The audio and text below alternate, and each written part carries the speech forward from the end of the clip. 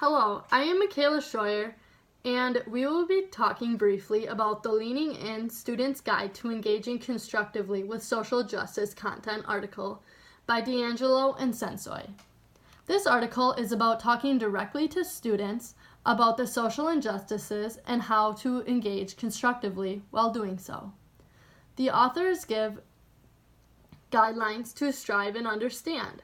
What I really enjoyed about this article is how they provided the readers with examples of real-life applications or scenarios so we can better understand what they are talking about and relate it to our daily life and future teaching years. As a student, this article relates directly with them because oftentimes they feel that effort should be able to tell the grade versus the results or the tests that are given. This is a hard concept to relay to kids. Even more, informed knowledge and opinions are not the same thing, which also may be a hard concept for kids, because they may believe their opinion is right. The quote, "I don't care if you're purple," on page 9, is a great example of how racism still occurs today, regardless if people say it no longer occurs. Furthermore, I believe that the guideline that will be the most challenging to me as a future educator is guideline number 2. Guideline number 2 states that everyone has an opinion, but opinions are not the same as informed knowledge. Explaining to students that they are supposed to have opinions and have the freedom to believe whatever it is they want, and they can feel however they want, is hard when someone turns around and says, no, there are only 8 planets, regardless if the student thinks there are 9.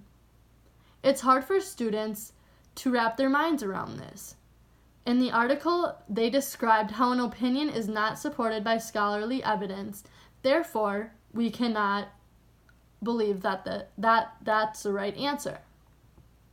I think to improve on this guideline, I would need to really illustrate that everyone can still have opinions about different topics, but when it comes to the school lessons and tasks, we need to abide by the scholarly articles.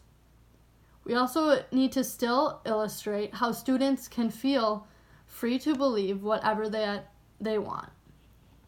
We can't take the freedom part away, nor should we want to. Some strategies that can be used to meet this guideline is to engage in open-ended questions that can be debated and have kids get into groups and discuss how they feel. This will lead to more opinionated answers. Also, with that being said, it is important to also illustrate the lessons and topics that are being taught in the classroom are coming from scholarly sources. Therefore, whatever information is given will be the correct answers on a test or an essay. Overall, I think all of these guidelines were important and should be displayed in the classroom. Thank you.